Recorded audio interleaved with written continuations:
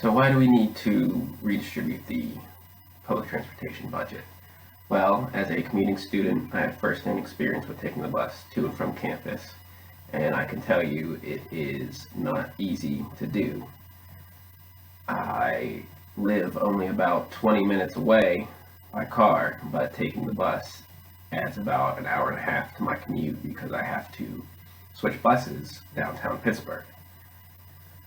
For many other students, it is the same way.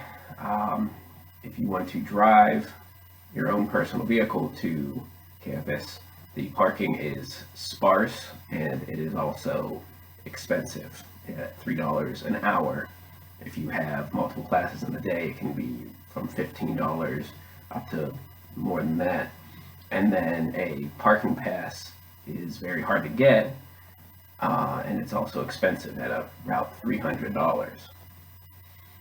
So we will be discussing in our presentation how traffic in the city would be decreased and how riders of the bus will find it more convenient, and also how safety will be affected with students taking the bus in the later hours of the night.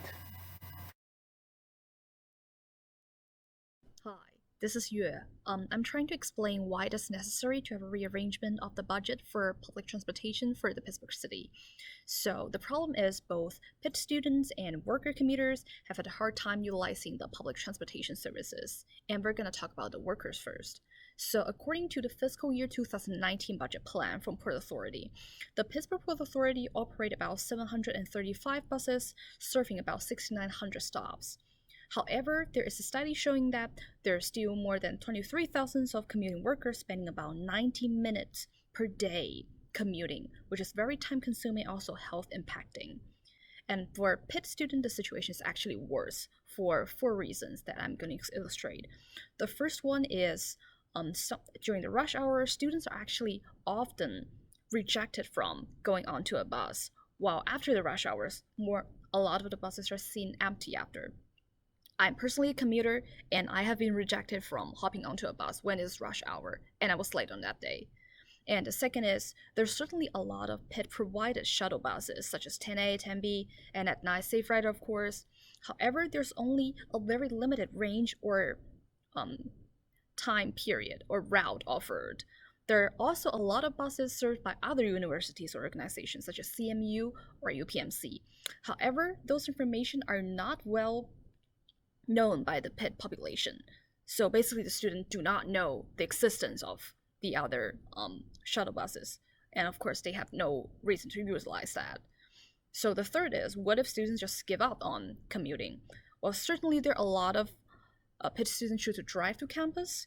However, there is a set transportation fee, which is incorporated by our tuition. And if you choose to drive to campus, this is not waived for you. The second is the students who choose to drive to campus have to purchase a commuting student's permit, which range from $340 to $368 per semester for them to be able to park on campus. This is a relatively expensive amount of money, and also the parking location, some of them very far from campus, and they're only in very limited location. So the fourth is there are some public bikes which can be utilized by the students to go on campus. However, these are not covered by by University of Pittsburgh, and students need to pay for that. So all in all, the conclusions is Pitt students are paying more than they should for their daily transportation needs, and we need a more flexible public transportation. Thank you. Objectives. This proposal aims to improve the commuting environment for both the public transportation dependent cities temporarily residing college students and the commuter residents of Pittsburgh. The first objective is to conduct both online questionnaires and offline surveys at Pitt and downtown about public transportation usage from January 1st to the 14th of 2020 and receive at least 3,000 valid inputs by January 15th of 2020. The second objective is to submit a formal 20-page final proposal of increasing and restructuring the city's public transit budget in order to meet the accommodations based on the population input and to expand the current routes by adding new stops further outside the city limits by April 10th of 2020. The third objective is to take the feedback of the survey and the final presentation to make sure that it reflects an increase of 50% of knowledge of available public transportation as well as other on-campus free transportation for Pitt students. The fourth and final objective is by January 1st of 2021 to have an overall increase in number of drivers, their shifts, buses running, and hours of operation implemented. By making the public transportation system more efficient, people will be more compelled to use it. Thus, there will be fewer drivers creating traffic and taking up already limited city parking. The result of these improvements will allow residents, students, and commuters to travel more easily within and to the city and experience less volumes of traffic. Timetable. From January 1st to the 14th of 2020, we would like to conduct polls of on-campus and commuter students on bus usage. February 1st, 2020, we would like to create a presentation utilizing poll data and research data on bus usage in the city of Pittsburgh. From February 10th until the 12th of 2020, we would like to invite students to the presentation and view and obtain feedback. February 26th, we would like to take the poll data and student feedback and construct a final proposal to submit. By April 10th, 2020, we would like to submit this finalized proposal to the Pittsburgh Port Authority Board of Directors. Deliverables. We will have a report and presentation of the student bus usage survey, and we will submit our proposal to Pittsburgh Port Authority.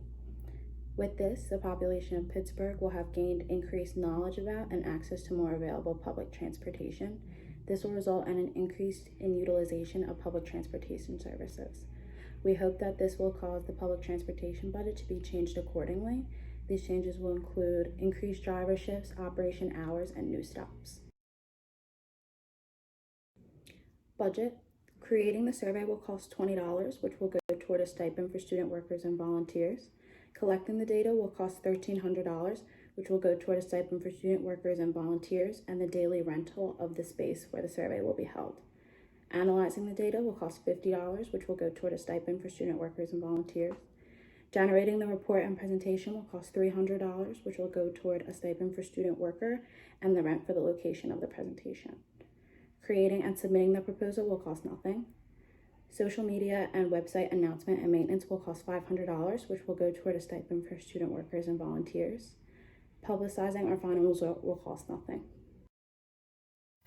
So in summary, changing the way we use the public transportation budget for buses in the city of Pittsburgh would make riding the bus safer, would make it more efficient, and would make it easier for students.